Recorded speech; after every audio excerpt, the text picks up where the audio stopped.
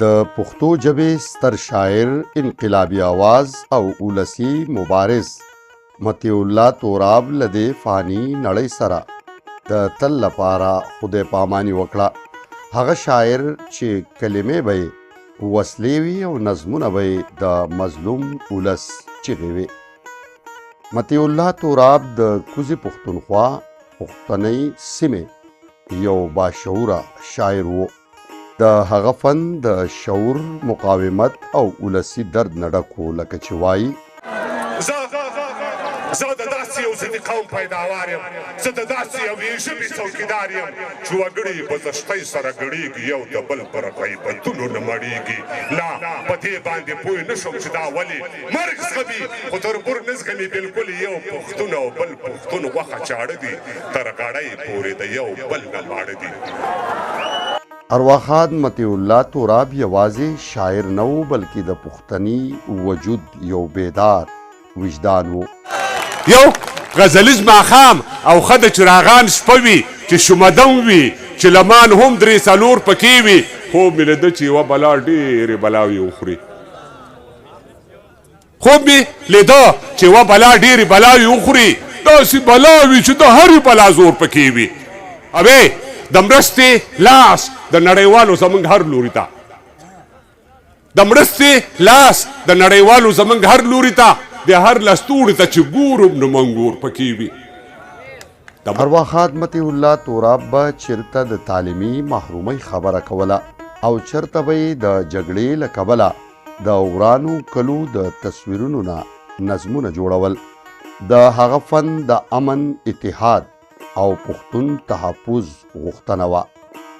زه په ړندو سترګو تر شا درپسې ډېر لاړمه، زما رهبر زما سالاره، بلا ستړی یمه د مظلومانو خدایه تا ته مو زولۍ نیولې، د مظلومانو خدایه تا ته مو زولۍ نیولې، ته مو کړې خلاص له دې خاماره، بلا ستړی یمه خدای خبر ګرانه، ته بیا چېرته او زه بیا چېرته یمه، ای د باګرام جیل کې ایساره بلا ستړی یمه. د نوموړي مرګ د پښتو ادب، سیاست او شعور میدان ته یو دروند تاوان دی. شاعرانو، ادیبانو او عام ولس د هغه په مرګ جوور خفګان څرګند کړی دی. د قلم ژبه خاموشه نشي، که ملاس وتړي نو زړه به لیکي. او هم داسې وشوه، د هغه پند به ژوندی وي، د هغه خبره به جاري وي او د هغه نظم به د ظلم پر ضد د امن لپاره همیشه غږ پورته کوي.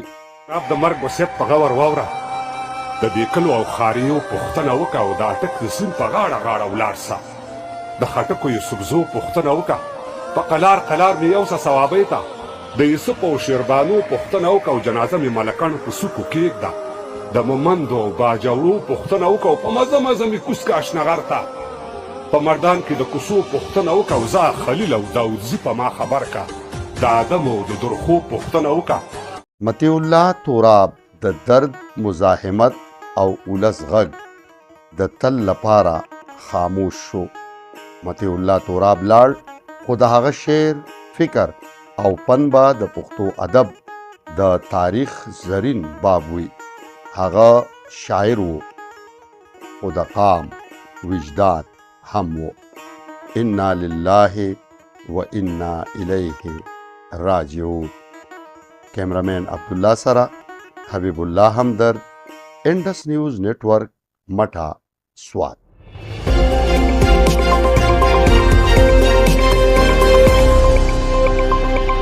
Indus news network, د ټولو आवाज.